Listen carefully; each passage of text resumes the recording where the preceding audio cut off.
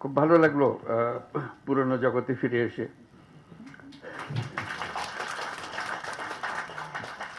পুরনো লোকজনকে দেখে আরো ভালো লাগলো। অনেক পুরনো কথা মনে পড়লো। এমআরের জন্ম কাহিনী মনে পড়লো, কোথা থেকে আসলো, কিভাবে আসলো, এবং সময়টাও খুব খুব অ্যাপ্রোপ্রিয়েট, উপযুক্ত সময়, যে সময় আমরা এখানে আজকে একত্র হয়েছি। কারণ অতীতে যেসব কথা বলছিলাম একদম শুরুর দিকে, অনেকটা ঠাট্টা মস্কারি মতো করেই বলছিলাম, কিন্তু সিরিয়াসলি তার পেছনে মিন করছিলাম। আমরা যখন গ্রামীণ ব্যাংক করলাম, আপত্তি উঠলো এটাকে ব্যাংক বলা যাবে কিনা। গরিব মানুষের টাকা দেওয়া, এটাকে ব্যাংক হলো নাকি? একটা ব্যাংকের অপমান করছেন আপনি, এটা একটা বড় ইস্যু হয়ে গেল। তা আমি বারে বারে জিজ্ঞেস করলাম, ব্যাংক বলতে আপনারা বুঝেনটা কি, সেটা আমাকে বলেন। ওটা আর বলেন। তা বললাম যে এটাই হলো, আমরা যেটা করছি এটাই হলো প্রকৃত ব্যাংক। আপনারা যেটা করছেন এটা নিছক লোক দেখানো ব্যাংক। তো এটার ব্যাখ্যা চাইলো সবাই, এখানেও আমি বলছি যে এটাই আমাদেরটাই প্রকৃত ব্যাংক, তোমাদেরটা লোক দেখানো ব্যাংক, যেটাকে তোমরা ব্যাংক বলছো। তা আমি ব্যাখ্যা দিলাম, বললাম যে ব্যাংক শব্দটার উৎপত্তি হয়েছে একটা শব্দ থেকে, যেটা হলো অর্থ হলো ট্রাস্ট, ডিপেন্ড করা। তোমরা সেটা বানিয়েছ ডিস্ট্রাস্টের ভিত্তিতে, অবিশ্বাসের ভিত্তিতে। কারণ তোমার কাছ থেকে টাকা নিতে হইলে তুমি কেন জামানত চাও, যে ধরে নেব যে তুমি টাকা নিয়ে পালিয়ে যাবে, সেজন্য আগে শক্ত করে তোমাকে বেঁধে নিই, জামানত দাও, জমা করো, তারপরে তোমার হাতে টাকা দেবো এবং তোমার উপর নজর রাখবো। কাজে তোমার যে শুরু, যে শব্দ থেকে ব্যাংকিং সিস্টেমের অভ্যুত্থান হলো, সেটার থেকে তুমি বিচ্যুত হয়ে গেছো। আমাদেরটা হলো আসল ব্যাংক, যেটা মানুষের বিশ্বাসের উপর ভিত্তি করে আছে। কারণ এখানে কোনো জামানত নাই, এটা জামানতবিহীন ব্যাংক। আমরা মানুষকে টাকা দিই বিশ্বাসের ভিত্তিতে, তার মাঝখানে আর কিছু নাই। তো বলে যে না, এটাকে হয় নাকি এরকম বিশ্বাসের ভিত্তিতে আপনি অল্প অল্প টাকা দিতে পারবেন, বড় বড় টাকা দিতে পারবেন? আমি যে পারবো, কোনো অসুবিধা হচ্ছে না তোমাদের। যেটা একদম প্রথম দিকের কথা। এরপরে তো অনেক কিছু হয়ে গেল। বড় টাকা, কত বড় টাকা চান, সেখানেও কোনো জামানতের কোনো বিষয় নেই। এত যে পরিসংখ্যান দেখছেন, এগুলো সব জামানতবিহীন ঋণ। এটা মজার কথা হলো, ঠিক এমন সময় আমরা আলাপ করছি ভাগ্যের পরিহাস। যেমন জামানতওয়ালা ব্যাংক, যারা প্রকৃত ব্যাংক বিচার করতো, বলতো, তারা আজকে হাওয়া, তারা কেউ নেই, তারা টাকা নিয়ে লোপাট, ব্যাংক শেষ। আর মাইক্রো ক্রেডিট পরিসংখ্যান আপনারা দেখতেছেন, পয়সা কেউ মারে নাই, কেউ পালিয়ে যায় নাই, সেগুলো প্রতিটি পয়সা আছে, তাদের জমা টাকা আছে, তাদের নিজেদের কাজ চলছে এবং নিজেদের টাকা নিজেরা চলছে। ব্যাংক কাকে বলবেন এখন? আপনারা বিচার করুন, ব্যাংক কোনটা? কাজে যেটা প্রকৃত ব্যাংক, সেটির দিকে আমরা নজর দিই না। আমরা কোনো রকমের বুঝ দেওয়ার মতো করে যাই। যেটা নকল ব্যাংক, সেটা নিয়ে আমরা সব ব্যস্ত, তোলপাড় করে ফেলছি সারা দুনিয়া। এই হলো পরিহাস, যেটার প্রতি আমি বারে বারে দৃষ্টি আকর্ষণ করছিলাম। এটা ব্যাংকিং না, ব্যাংকিংটা এইটা। প্রকৃত ব্যাংকে আসতে হবে তোমাদেরকে। এটাই হলো মানুষের ব্যাংক। মানুষ যেখানে আসতে পারে তার নিজের পরিচয়, তার টাকার পরিচয় না, সে আসে তার নিজের পরিচয়। সে নিঃস্ব একটা ব্যক্তি, সে বলছে আমি মুরগি পালতে পারবো, আমার কিছু টাকা দেন, আমি মুরগি পালবো। তার একটা বিশ্বাস, সে বিশ্বাসের উপরে ভিত্তি করে আপনি টাকাটা দিচ্ছেন, এবং তার সঙ্গে কাজের একটা কায়দা, নিয়ম কানুন তৈরি করে দেন, সে সেটা অনুসরণ করে। সে বলে নাই যে আমার জমি বন্ধক দিতে হবে। আমি তো জমি নাই, শুরুতেই নাই, বন্ধক দেবো কিসে? কাজে এটা উল্লেখ করলাম এই জন্য, যেটাকে আমরা খুব হালকাভাবে পৃথকভাবে বলছি, সেটা কিন্তু ভবিষ্যৎ, সেটাই প্রকৃত ব্যাংকিং, সেটাই হবে আগামী দিনের ব্যাংকিং, যেটাতে মানুষ নিজের পরিচয়ে কাজ করবে, নিজের বিশ্বাসের উপরে ব্যাংকিং চলবে, এই টাকা পয়সার উপরে ব্যাংকিং না। কাজে এটা হলো একটা সময়ের ব্যাপারে আজকে ঠিক অ্যাপ্রোপ্রিয়েট সময় হলো কথাটা বুঝিয়ে বলার জন্য। রেগুলেটরি অথরিটির সৃষ্টি হলো কেন? যখন গ্রামীণ ব্যাংক শুরু হলো, প্রত্যেক এনজিও চেষ্টা করলো, এটা এত প্রসিদ্ধ হয়ে যাচ্ছে, এত নাম করছে, যেহেতু টাকা ফেরত পাচ্ছে, টাকা দিলে টাকা ফেরত পাওয়া যায়, তো সবাই চেষ্টা করলো যে আমরাও কিছু করি না কেন, আমরাও তো গরিব মানুষ নিয়ে কাজ করি। প্রত্যেক এনজিও চেষ্টা করলো যে এটা করব, ক্রমে ক্রমে প্রসার হতে আরম্ভ করলো। ক্রমাগতভাবে এর মধ্যে নানা রকমের নতুন নতুন জিনিস ঢোকাতে আরম্ভ করলো, নতুন আইডিয়া নিজেদের সুবিধার জন্য করতে আরম্ভ করলো। এটা ভবিষ্যতের জন্য খারাপ হবে এটা মনে করে যে এটার কোনো একটা রেগুলেটরি অথরিটি হওয়ার দরকার। আমরা বাংলাদেশ ব্যাংকের সঙ্গে যোগাযোগ করলাম, বাংলাদেশ বলছে এটা আমাদের কাজ না। অর্থ মন্ত্রণালয়ের সঙ্গে কাজ করলাম, অর্থ মন্ত্রণালয় প্রথমে খুব গুরুত্ব দিল না, পরে বললো যে কী করতে হবে আমাদেরকে বলে। তখন আমরা বলি একটা রেগুলেটরি অথরিটি হওয়ার দরকার, কারণ যে হারে এটা বাড়ছে, এটা একটা বড় রকমের সমস্যার সৃষ্টি করতে পারে। এটা নিয়ে লাভ করে বারে বারে বৈঠক হলো অর্থ মন্ত্রণালয়ে। তখন গভর্নর ছিলেন ফখরুদ্দিন সাহেব, সে ওটা সমর্থন করলো। একটা জায়গায় প্যাচ লাগলো যে আমি রেগুলেটরি অথরিটি হবে, কিন্তু এটা বাংলাদেশ ব্যাংকের অধীনে হবে না। এটাতে আমি ঘোরতরভাবে আপত্তি দিলাম, এটা বাংলাদেশ ব্যাংকের অধীনে হতেই পারবে না। তারা ব্যাখ্যা চাইলো, রেগুলেটরি অথরিটি হতে হলে একমাত্র প্রতিষ্ঠান হলো বাংলাদেশ ব্যাংক, সেন্ট্রাল ব্যাংক। আমি একটা কথা ব্যাখ্যা করলাম, সেটা বহুবার বহু দেশে বলেছি, এখন বলি। সেটা হলো, দেখো আমরা যদিও এটাকে ব্যাংক বলি, গ্রামীণ ব্যাংকও ব্যাংক, অন্যান্য ব্যাংকও ব্যাংক, কিন্তু জিনিস তফাৎ, ভিন্ন জিনিস, একেবারে ভিন্ন। কীরকম ভিন্ন? তা আমি উদাহরণ দিতাম, এখনও সেই উদাহরণ আবার বলবো আপনাদেরকে। আমি বললাম যে দেখেন, আমেরিকান ফুটবলও ফুটবল, ইউরোপিয়ান ফুটবলও ফুটবল, কিন্তু খেলা ভিন্ন।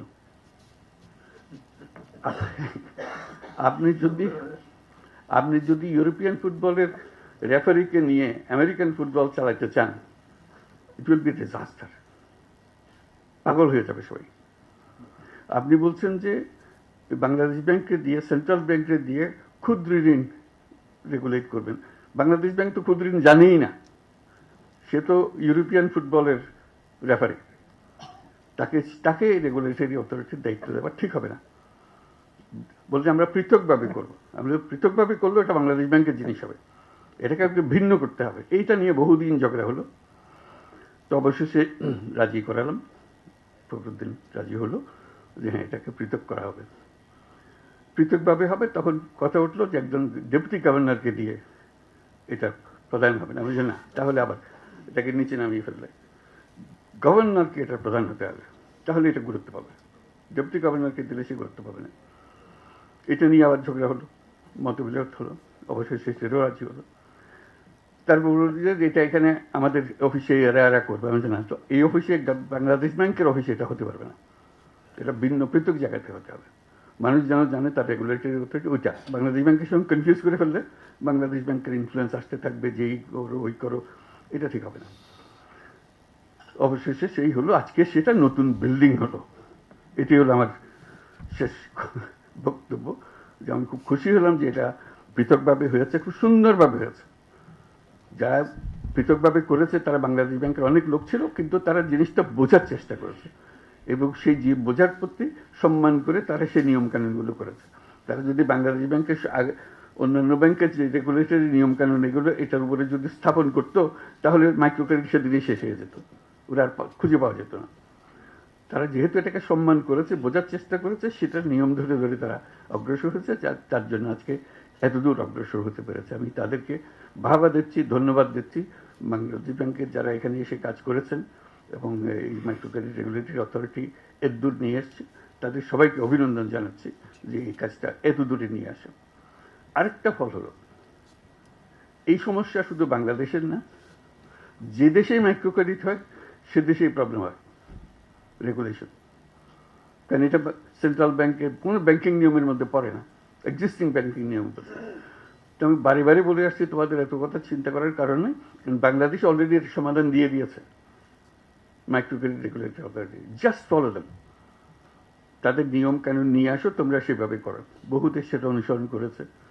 তারা যেহেতু দেখছে যে এটা বড় হচ্ছে, এটাকে সামাল দিতে হবে, কাজে এটা মাইক্রো ক্রেডিট রেগুলেটরি অথরিটি শুধু যে বাংলাদেশের জন্য কাজ করেছে তা না, এটা আন্তর্জাতিকভাবে অনেক দেশের সহায়ক হয়েছে, সাহায্য করেছে যে জিনিসটা করে দেওয়ার জন্য। তো সেটার জন্য আমি অভিনন্দন জানাচ্ছি মাইক্রো ক্রেডিট রেগুলেটরি অথরিটিকে, যেটা পৃথিবীতে একটা দৃষ্টান্ত স্থাপন করার জন্য, একটা অধ্যায় সৃষ্টি করার জন্য। মাইক্রো ক্রেডিটের যে কন্টিনিউয়াম যেভাবে এটা চলছে, তার মধ্যে মাইক্রো ক্রেডিট রেগুলেটরি অথরিটির একটা বিরাট অধ্যায়। এটা ছোটোখাটো জিনিস না। কাজে এই সম্মান, এই ঐতিহাসিক গুরুত্ব আমরা তাদেরকে দেবো, অবশ্য পৃথিবী দেবে, দেশ দেবে, যে গুরুত্বপূর্ণ ভূমিকা তারা পালন করেছে এবং সুন্দরভাবে পালন করেছে। সেই জন্য আমরা তাদেরকে ভাবা দিচ্ছি এত সুন্দর করে পালন করে। এটা সহজ জগৎ নয়, এটা নিশ্চিত করে বলতে পারি এটা সহজ জগৎ নয়, কিন্তু তারা এই এই জগৎকে অত্যন্ত সুন্দরভাবে পরিচালনা করেছে এবং করছে। ভবিষ্যতে আশা করি আরও সুন্দরভাবে এটাকে পরিচালনা করবে। অনেকগুলো বিষয় আছে, আমি মাঝে মাঝে কথাগুলো বলেছি, আজকেও আবার বলি, সুযোগ পেয়েছি, যে এখন আমরা এমন স্তরে এসেছি, মাইক্রো ক্রেডিটের যেটা পরিসংখ্যান এখানে দেওয়া আছে, আর নতুন চিন্তা করতে হবে এখানে। মাইক্রো ক্রেডিট ব্যাংক স্থাপন, এটা এখন এনজিও। কাজে এনজিওর থেকে উত্তরণ হতে হবে। এনজিও পর্যায়ে রয়ে গেলে এটা ঠিক আবার ওই ব্যাংকিং মেজাজে আসবে না। মেজাজে আসতে হলে তাকে ব্যাংক হতে হবে। এই মাইক্রো ক্রেডিট ব্যাংক নামে একটা আইন করতে হবে, যেটা আইনের কথা আভাসিক নীতি আমরা পাচ্ছি এখানে। এটা পরিষ্কারভাবে এটা নতুন একটা ব্যাংক হতে হবে, নতুন একটা আইনে। সেটা regulatory authority, micro credit regulatory authority হতে পারে, ভিন্ন অথরিটি হতে পারে, কিন্তু we need a separate banking law. যেখানে এখন যেটা পরিসংখ্যানে দেখছেন, তারা সদস্যদের সঞ্চয় নিতে পারে, বাইরের কারোর ডিপোজিট নিতে পারে না। এটা একটা তার সীমাবদ্ধতা।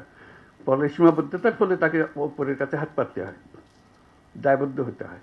কেন হবে? সে এত সুন্দর ব্যাংকিং করে, আরেকজনের হাতে হাত পেতে কেন করবে? সে তার মধ্যে কী অভাব আছে যেটা সমবায় ব্যাংকে ছিল, এদের কাছে নেই।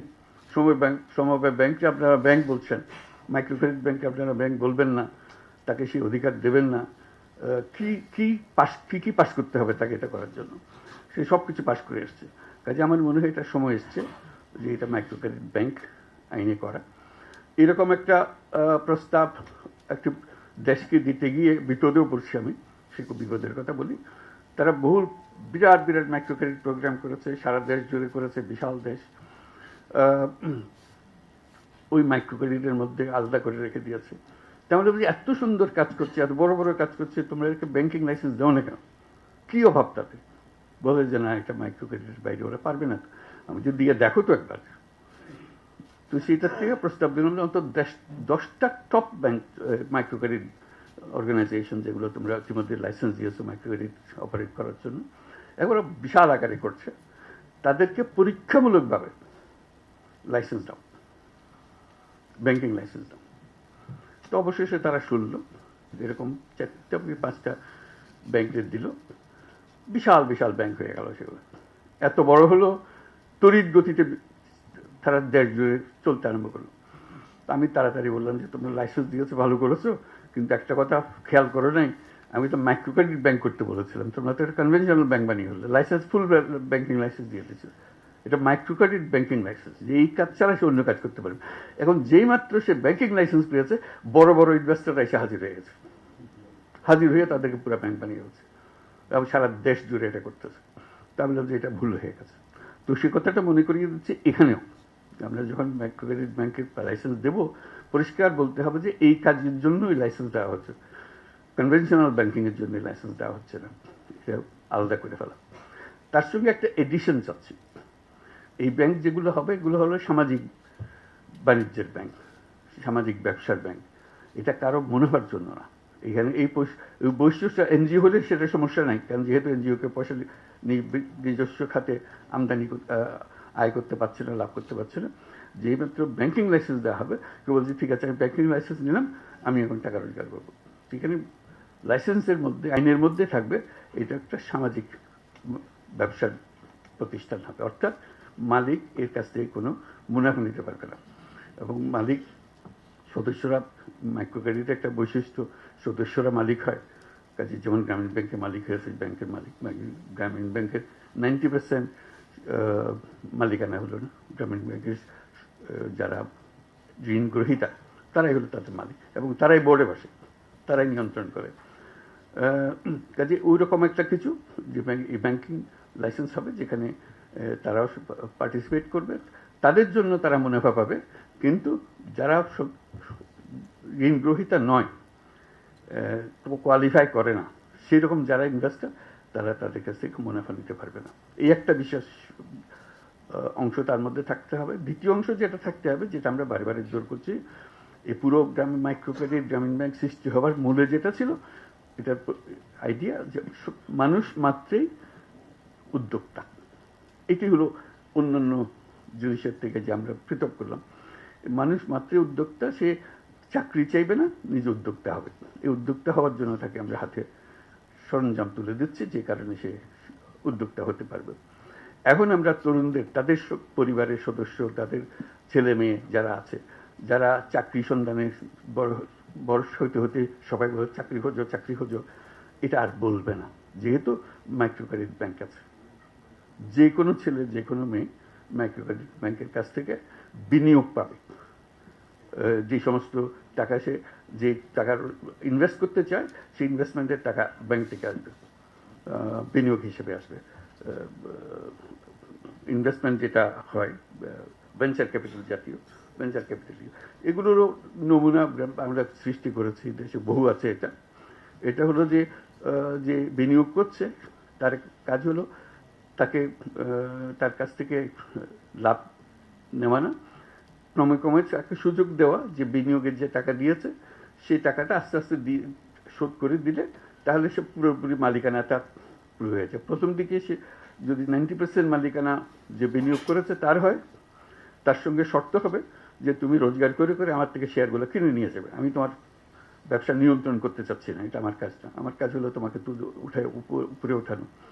এরকম হাজারে হাজারে তরুণ এখন সেই কাজে আছে, তারা করছে এবং ক্রমশ সম্প্রসারিত হচ্ছে।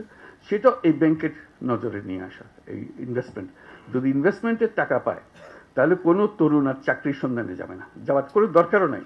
তার কাছে বহু বুদ্ধি, বহু জিনিস সে করতে পারে, যেটা আগে গরিব মানুষ কেমনে টাকা শোধ দেবে, 500 টাকা লোন নিলে সে শোধ কেমনে দেবে, এটা বিরাট গবেষণার বিষয় ছিল, সমস্যার বিষয় ছিল।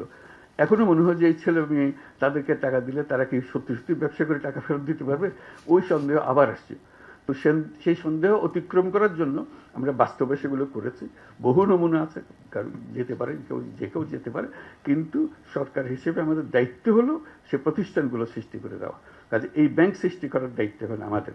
এই যে যারা তরুণরা আছে, মহিলা পুরুষ, ঘরে বাইরে যেখানে যেখানে আছে, তারা যেন এই বিনিয়োগটা পায় এবং নিজের বুদ্ধিতে নিজের ব্যবসা করে ফেলতে পারে। কাজে আজকে মাইক্রো ক্রেডিট রেগুলেটরি অথরিটির এই বিল্ডিং উদ্বোধনের প্রসঙ্গে আমরা বহু কথা বলার সুযোগ পেলাম।